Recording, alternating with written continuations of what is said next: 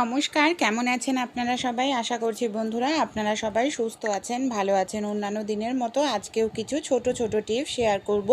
আশা করছি টিপসগুলি যদি অ্যাপ্লাই করেন আপনাদের যে প্রত্যেক দিনের কাজগুলো আছে সেই কাজগুলো অনেকটাই সহজ হয়ে যাবে। চলুন তাহলে আজকের অসাধারণ কিছু টিপস আমরা দেখে নিই। ভালো লাগলে অবশ্যই কিন্তু আপনারাও অ্যাপ্লাই করতে ভুলবেন না। আমাদের বাড়িতে যে এই ধরনের পেন থাকে বন্ধুরা, অনেক সময় দেখবেন এই ধরনের যে পেনগুলো থাকে, যেটা রিফিল শেষ হয়ে যায়, কালি শেষ হয়ে যায়, রিফিলটা খুলে আমরা ফেলে দিই। তাই এই ধরনের যে পেনগুলো, এর মধ্যে আমরা কিন্তু রেখে দিতে পারি আমাদের প্রয়োজনীয় সুচ। যে সুচ সুতো দিয়ে আমরা সেলাই করি সেই সুচ সুতো অনেক সময় এখানে সেখানে রাখলে দেখবেন সুচ হারিয়ে যাওয়ার সম্ভাবনা থাকে।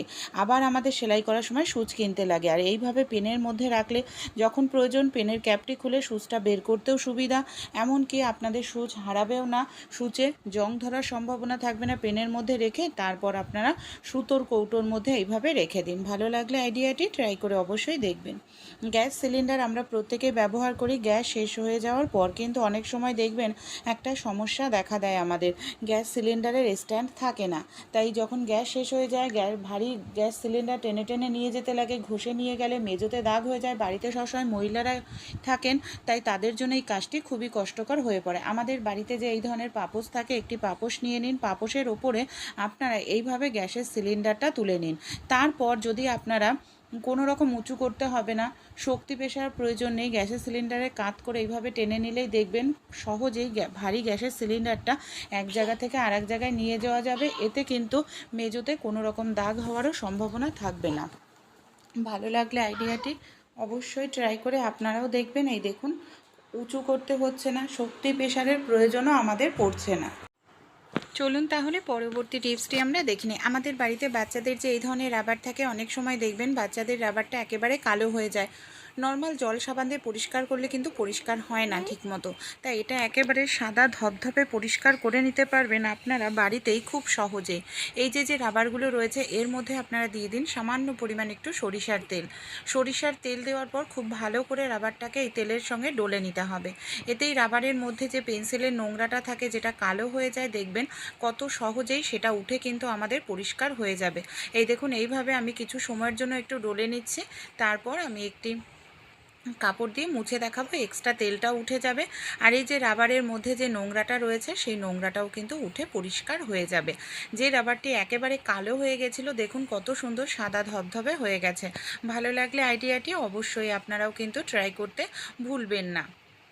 ভাত আমরা কম বেশি প্রত্যেকেই খেয়ে থাকি, কিন্তু ভাত রান্না করার পর ভাতের ফ্যান বা মাড়টা থাকে, সেটা আমরা ঝরাতে যখনই দিই, ভাতের মাড় ফেলতে দিই, অনেক সময় ফ্যানের মধ্যে বা মাড়ের মধ্যে ভাত পড়ে যায়।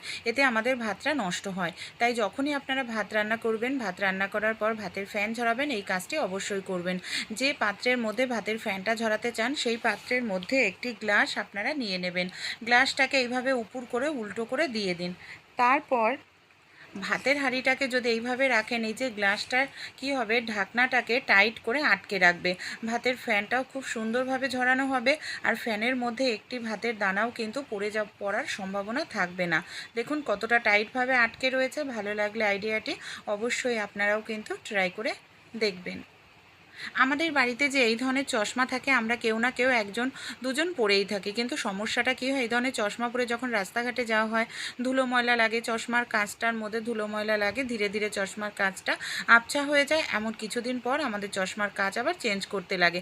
তাই আপনারা যদি সপ্তাহে 3 থেকে 4 দিন এই কাজটি করেন, চশমার কাঁচ নতুনের মতো চকচকে থাকবে, সহজে নষ্ট হবে না। ভ্যাসলিন আমাদের প্রত্যেকের বাড়িতেই থাকে। আপনারা সামান্য পরিমাণ একটু ভ্যাসলিন চশমার কাঁচে এইভাবে নিয়ে লাগিয়ে নিন। বেশি নয়, 1-2 ফোঁটা নিলেই কিন্তু হয়ে যাবে।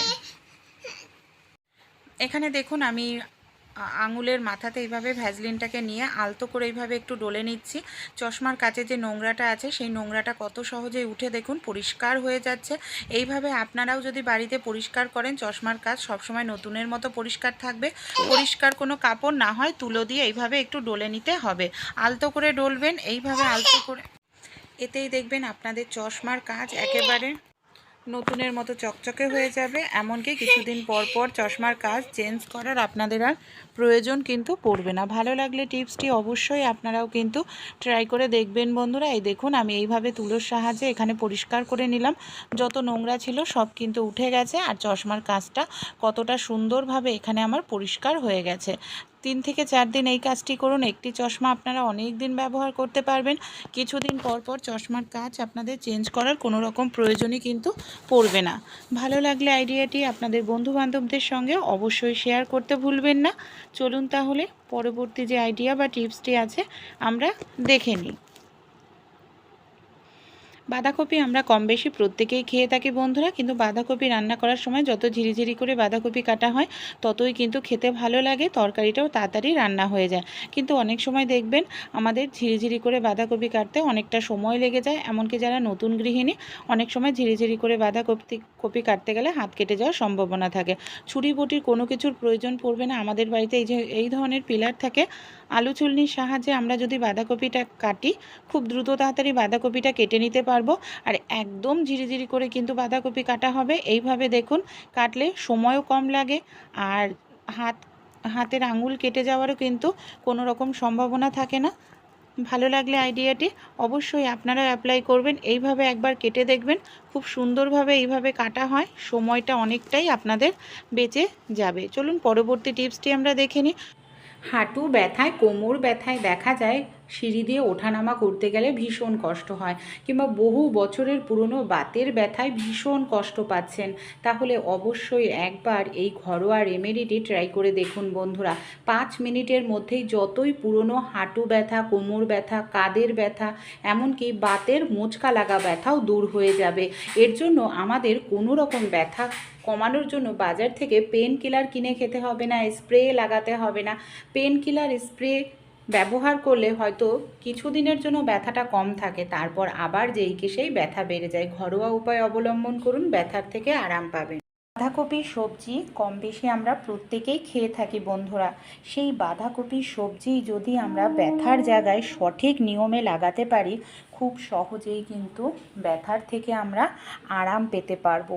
সে যত পুরনোই বাতের ব্যথা হোক কিংবা হাঁটু ব্যথা, একবার আপনারা এই নিয়মে বাঁধাকপির পাতা ব্যবহার করে দেখুন, ব্যথার জায়গায় কত সহজেই ব্যথা কমে যাবে। কোনো রকম পেন কিলার কিনে খেতে হবে না। 2টো পাতা এখানে আমি নিয়ে নিলাম। পাতার মধ্যে কিছুটা পরিমাণ সর্ষের তেল আমি দিয়ে দিচ্ছি। দেখুন কিছুটা পরিমাণ সর্ষের তেল দেব, সেই সঙ্গে পাতার মধ্যে কিছুটা পরিমাণ দিয়ে দেব হলুদ গুঁড়ো। সর্ষের তেল আর এই হলুদ পাতাতে ভালো করে এইভাবে আমাদের লাগিয়ে নিতে হবে। 2টো পাতার মধ্যেই খুব ভালো করে এখানে আমি লাগিয়ে নিচ্ছি সর্ষের তেল আর হলুদ। এবার কি করব, এটাকে আমরা একটি পাত্রের মধ্যে তুলে নিচ্ছি। এখানে আমি গ্যাসটা অন করে নিয়েছি। গ্যাসের ওপর এখানে আমি একটি পাত্র বসিয়ে দিলাম। এবার আমরা কি করব, এই পাত্রের মধ্যে সবার প্রথমে এখানে আমি দিয়ে দিচ্ছি বন্ধুরা কিছুটা পরিমাণ তিলের তেল। ব্যথা কমাতে কিন্তু ভীষণ সাহায্য করে তিলের তেল। সর্ষের তেলও নিতে পারেন, কিন্তু আমি বলবো তিলের তেল রিকমেন্ড করব। তিলের তেল বা রেড্ডির তেল ব্যবহার করবেন, যে কোনো বাতের ব্যথা, হাঁটুর ব্যথা কমাতে সাহায্য করে। এখানে আমি নিয়ে নিয়েছি কালো জিরে। কালো জিরে আশা করছি প্রত্যেকের রান্নাঘরেই থাকে। কালো জিরে এমন একটি মশলা প্রাকৃতিকভাবে আমাদের ব্যথা ভীষণভাবে কমাতে সাহায্য করে। সেই সঙ্গে এখানে আমি নিয়ে নেব কিছুটা পরিমাণ হলুদ। হলুদ প্রাকৃতিকভাবে আমাদের ব্যথা কমায়। হলুদের মধ্যে থাকা অ্যান্টিঅক্সিডেন্ট, এমনকি এতে প্রচুর পরিমাণে ম্যাগনেসিয়াম পাওয়া যায়, দস্তা পাওয়া যায়, যেটা ব্যথা কমাতে ভীষণ সাহায্য করে। কিছুটা পরিমাণ রসুন কুচি দিয়ে দিলাম। দেখুন যে জিনিসগুলো ব্যবহার করছি এটা কিন্তু প্রাকৃতিকভাবে ব্যথা কমাতে প্রত্যেকটা জিনিস ভীষণ সাহায্য করে। রসুনটা দিয়েও সব উপকরণ দিয়ে লো ফ্লেমে তেলটা ফোটাতে হবে, হাই ফ্লেমে কিন্তু নয়, যাতে তেলের মধ্যে যে জিনিসগুলো দিলাম হলুদ, কালো জিরে, রসুন, তার যেন নিউট্রিশন নষ্ট না হয়, তাই লো ফ্লেমে ফুটিয়ে নেব। তেলটা দেখুন আমার কিন্তু কালো জিরে কিংবা রসুন কিছুই কিন্তু পুড়ে যায়নি। পুড়ে গেলে কিন্তু কোনো উপকার পাওয়া যাবে না, সেটা খেয়াল রাখতে হবে। এবার আমি গ্যাসটা বন্ধ করে দিয়েছি। এই তেলটাকে বেশি পরিমাণে তৈরি করে রাখতে পারেন, নষ্ট। এখানে একটি পাত্র নিয়ে নিয়েছি, পাত্রের মধ্যে আমি নিয়ে নিয়েছি 1 গ্লাস পরিমাণ জল। জলের মধ্যে এখানে সামান্য একটু নুন দিয়ে দিলাম। নুন দিয়ে খুব ভালো করে এখানে আমি জলটাকে এইভাবে মিশিয়ে নিচ্ছি। গ্যাসটাকে অন করে নিয়েছি। এবার এই জলের পাত্রটা বসিয়ে দিলাম। জলটাকে হালকা গরম করে নেব, যতটা গরম আমরা সহ্য করতে পারি। জলটাকে এখানে আমি উষ্ণ গরম করে নিয়েছি। এবার কি করব, আমাদের বাড়িতে যে রুটি তৈরি করার তাওয়া থাকে সেটা নিয়ে নিয়েছি। আমাদের এটাকে দিয়ে দিতে হবে। দিয়ে কিছু সময় আমরা এটাকে রেখে দেব।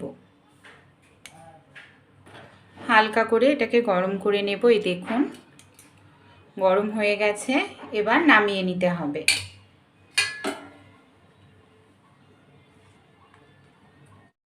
অনেক সময় বন্ধুরা দেখবেন হাতের কবজিতে ব্যথা করতে থাকে তরকারি নাড়াচাড়া করার কারণে কিংবা রুটি বেলতে গেলে। অনেক সময় মাংসপেশিতে খিঁচ ধরে, অসহ্য যন্ত্রণা করতে থাকে আমাদের মাংসপেশিতে, আর সিঁড়ি দিয়ে ওঠানামা করা যায় না। দেখবেন হাঁটু ভেঙে আসে, হাঁটু থেকে কটকট আওয়াজ হয়, সেই সঙ্গে প্রচণ্ড পরিমাণে আমাদের কোমর যন্ত্রণা করে। যেখানে ব্যথা হোক, এই যে তেলটা তৈরি করে নিয়েছি, এই তেলটাকে যখনই আপনারা ব্যবহার করবেন তার আগে আমাদের আরও একটি কাজ করতে হবে। ডাইরেক্ট কিন্তু তেলটাকে ব্যবহার করলে আমরা উপকার পাবো না। সবার প্রথমে নুন দিয়ে জল গরম করে নিতে হবে। নুন জলের মধ্যে আমরা একটি কাপড় এইভাবে ডুবিয়ে নেব। ব্যথার জায়গায় কি করব, যেখানেই ব্যথা এইভাবে আমাদের গরম সেক করতে হবে। যদি মাংসপেশিতে ব্যথা হয়, মাংসপেশিতেও এইভাবে গরম জলের মধ্যে বারবার কাপড় ডুবিয়ে নিন আর এইভাবে গরম জলের সেক করতে থাকুন। 5 থেকে 6 মিনিট মতো গরম জলের সেক করতে হবে। হাতের কবজিতেও যদি ব্যথা হয়, এইভাবে আপনারা গরম জলের সেক করুন। নার্ভ ভালোভাবে কাজ করে, রক্ত ভালোভাবে চলাচল করে, ব্যথা অনেকটাই কমে যায়। তারপর যে তেলটা আমরা গরম করে নিয়েছি, এই তেলটাকে যতটা গরম আমরা সহ্য করতে পারি ঠিক ততটা গরম অবস্থাতেই আমাদের মালিশ করতে হবে। মানে উষ্ণ গরম অবস্থাতে তেলটাকে আমরা মালিশ করব, একেবারে কিন্তু ঠান্ডা তেল নয়। আর এই তেলটা তৈরি করে রেখে দিন। বাচ্চারা ব্যথা পাবে বা আমরা অনেক সময় ব্যথা করে, তা পেন কিলার না খেয়ে তখন এই তেলটা গরম করে আপনারা উষ্ণ গরম জলে সেক দিয়ে তারপর 5 থেকে 6 মিনিট মালিশ করবেন। হাঁটুতে বা কোমরে যেখানেই আপনাদের ব্যথা হোক, এইভাবে তেলটা নিয়ে ভালো করে মালিশ করতে হবে। মালিশ করার ফলেই দেখবেন আপনাদের 90% ব্যথা কত সহজেই কমে যাচ্ছে, একদম ঘরোয়া এই রেমেডি অ্যাপ্লাই করে। এইভাবে খুব ভালো করে মালিশ করে নিলেন 10 মিনিট মতো। তারপর এই যে আমরা পাতাটা গরম করে নিয়েছি, এই পাতার মধ্যে কিন্তু প্রচুর পরিমাণে নিউট্রিশন থাকে। সেই সঙ্গে এই পাতা কিন্তু আমাদের ব্যথা কমাতে ভীষণ সাহায্য করে, বিশেষ করে বাতের ব্যথা। যেখানেই ব্যথা হোক, হাঁটুতে আমি হাঁটুতে দেব বলে 2টো নিয়েছি, আপনারা 2-3টে পাতা নিয়ে নিন। তারপর সেই পাতাটাকে ভালো করে গরম করে নিয়ে কোনো দড়ি বা কাপড় দিয়ে এইভাবে বেঁধে দিন। বেঁধে আপনারা এখানে 15 থেকে 20 মিনিটের জন্য রেখে দিন। 15-20 মিনিট পর আপনারা কি করবেন, এই যে আবার সুতো বা দড়ি যাই হোক এটাকে খুলে নেবেন। আর এই পাতাটা 2-3 দিন ব্যবহার করতে পারবেন, ফেলার প্রয়োজন নেই। সঙ্গে সঙ্গেই ঠান্ডা জল দিয়ে ধোবেন না, এইভাবে আবারও একটু মালিশ করে নিন। আর পরপর 2 থেকে 3 দিন এই রেমেডিটি ট্রাই করুন, দুবেলা করে। আশা করছি ব্যথার থেকে আপনারা খুব সহজেই আরাম পাবেন, কারণ এটা ভীষণ উপকারী একটি রেমেডি। 100% ভালো কাজ দেবে যদি স্টেপ বাই স্টেপ ফলো করেন। আর যদি ভালো রেজাল্ট পান, সূচ সুতো দিয়ে আমরা কম বেশি প্রত্যেকেই সেলাই করে থাকি। অনেক সময় কি হয়, এই যে ছোট্ট যে সূচের মাথাগুলো হয়, সেই সূচের মধ্যে সুতো পরাতে আমাদের অনেকেরই সমস্যা হয়। যাদের চোখের সমস্যা তাদের দেখবেন অসুবিধার মধ্যে পড়তে হয়। তাই একটি কাজ করতে পারেন, আমাদের বাড়িতে যে নেল পালিশ থাকে, আপনারা কি করবেন, নেল পালিশ নিয়ে নিন। নেল পালিশটাকে সুতোর মাথাতে এইভাবে লাগিয়ে নিন, রেখে দেওয়ার প্রয়োজন নেই। সঙ্গে সঙ্গে আঙুল দিয়ে এইভাবে সুতোর মাথাটাকে একটু ডলে নেবেন, তাহলেই দেখবেন সুতোর মাথাটা সোজা শক্ত হয়ে যাবে। তারপর যখন সূচে সুতো পরাবেন, সুতোর মাথা দেখবেন আর কোনোভাবেই নড়াচড়া করছে না। এই দেখুন, আর কত সহজেই আমার সূচটা এক চান্সেই ঢুকে গেল। যাদের চোখে সমস্যা আছে এই টিপসটি আপনারা ফলো করে দেখতে পারেন, আপনাদের কাজ খুব সহজ হয়ে যাবে। কম বেশি আমরা প্রত্যেকেই তো মশলা খেয়ে থাকি তরকারিতে, আদা, রসুন, পেঁয়াজ, কাঁচা লঙ্কা বা জিরা। অনেক সময় কি হয়, আমাদের বাড়িতে যে এই ধরনের জলের বোতল থাকে, এটার সাহায্যে মশলা করে নিতে পারি। কিভাবে মশলা করব, কারেন্ট থাকে না, কারেন্ট না থাকলে মিক্সিতে মশলা করা যায় না। এখন অনেকের বাড়িতে শিলনোড়া, হামালদিস্তা থাকে না, তাই একটি বোতল কেটে নিন। যে বোতলের নিচটা একেবারে প্লেন ডিজাইনযুক্ত বোতল নিলে হবে না, জলের বোতল নেওয়ার চেষ্টা করবেন। আমাদের বাড়িতে যে ব্যালন থাকে, ব্যালন দিয়ে হালকা করে এইভাবে বাড়ি দিতে থাকুন। এইভাবে ব্যালন দিয়ে হালকা করে বাড়ি দিলেই দেখবেন কোনো রকম মিক্সার মেশিন ছাড়া, শিলনোড়া, হামালদিস্তা ছাড়াই এইভাবে ধীরে ধীরে বাড়ি দিতে থাকলে আদা, রসুন, পেঁয়াজ, কাঁচা লঙ্কা খুব সুন্দর পেস্ট হয়ে যাবে। এমনকি জিরা, ধনিয়া গুঁড়ো করতে চাইলে সেটাকে কড়াইতে দিয়ে হালকা করে ভেজে নিন, তাহলেই দেখবেন আপনাদের মশলা পুরোপুরি রেডি হয়ে যাবে। হালকা করে বাড়ি দিতে দিতেই দেখুন এখানে আমার মশলাটা পুরোপুরি রেডি হয়ে গেছে। এমার্জেন্সি সময় এই ছোট্ট টিপসটি আপনারা কিন্তু ট্রাই করে দেখতে পারেন। আমি বলছি না সব সময় করার জন্য, এমার্জেন্সি সময় এই টিপসটি ট্রাই করলে আপনাদের কাজ অনেকটাই সহজ হয়ে যাবে। চলুন তাহলে পরবর্তী যে টিপসটি আছে আমরা দেখে নিই। আমি এখানে নিয়ে নিয়েছি একটি প্লেট। এই ধরনের প্লেট আমাদের প্রত্যেকের বাড়িতে থাকে, প্লেট বা থালা নিয়ে নিন। আর এইভাবে একটি বাটিও নিয়েছি, যে বাটির নিচটা অনেকটা ছড়ানো রয়েছে। এবার আমি এখানে নিয়ে নিলাম লুচি তৈরি করার লেচি। অনেক সময় লুচি বা রুটি বেলতে আমাদের পারফেক্ট গোল হয় না, হাতের কাছে ব্যালন চাকি থাকে না, বা এখানে আমি লুচি বেলে দেখাচ্ছি। এইভাবে হালকা করে চাপ দিলেই পারফেক্ট লুচি তৈরি হয়ে যাবে। আপনারা যদি রুটি তৈরি করতে চান তাহলে শুকনো আটা ছড়িয়ে নেবেন, আর এইভাবে একটু চাপ দেবেন, দেখবেন পারফেক্ট রুটিও আপনাদের তৈরি হয়ে যাবে। আর এখানে আপনাদের আরও একটি কাজ করতে হবে, আটাটাকে কিন্তু একটু নরম করে মাখতে হবে। যাদের রুটি বা লুচি গোল হয় না, এইভাবে একবার বেলে দেখুন, ব্যালন চাকির প্রয়োজন পড়ে না। আর ব্যালন চাকি ছাড়াই কত সুন্দর পারফেক্ট আপনারা লুচি বা রুটি তৈরি করে নিতে পারেন। যত বড় তৈরি করতে চান এইভাবে হালকা করে চাপ দিতে থাকবেন, তত বড়ই কিন্তু তৈরি হয়ে যাবে। আমরা ফোন কম বেশি তো প্রত্যেকেই ব্যবহার করে থাকি। ফোনের মধ্যে কখনো আপনারা জামা কাপড়ের ক্লিপের ব্যবহার করেছেন? কেন আমরা ফোনের মধ্যে জামা কাপড়ের ক্লিপের ব্যবহার করব, কি উপকার হবে? ফোনে মুভি দেখি, কার্টুন দেখি, অনেক সময় ফোনের স্ট্যান্ড থাকে না, হাতে নিয়ে আমাদের দেখতে লাগে, তখনই আমাদের সমস্যার মধ্যে পড়তে হয়। বাচ্চাদেরকে হাতে আমরা ফোন দিয়ে দিই, বাচ্চাদের হাতে ফোন দিলে স্কিনের জন্য বা আমাদের চোখের জন্য ভীষণ ক্ষতিকর। তাই যদি ফোনের স্ট্যান্ড হাতের কাছে না থাকে, জামা কাপড়ের ক্লিপ প্রত্যেকের বাড়িতেই থাকে, ফোনের নিচের দিকে দুটো জামা কাপড়ের ক্লিপ আপনারা এইভাবে লাগিয়ে নিন, দেখবেন ফোনের স্ট্যান্ডের কাজ করবে। আর যেখানে দাঁড় করিয়ে রাখবেন ফোনটা সেখানেই দাঁড়িয়ে থাকবে, হাতে নেওয়ারও প্রয়োজন পড়বে না। ফোনটা কোথাও হেলান দিয়ে রাখলে পড়ে যাওয়ারও সম্ভাবনা থাকে, সেটাও থাকবে না। দেখুন কত সুন্দর আমরা এখানে মুভি দেখতে পারি, কার্টুন দেখতে পারি, ফোন হাতে নেওয়ার প্রয়োজন নেই। ভালো লাগলে ট্রাই করে দেখবেন।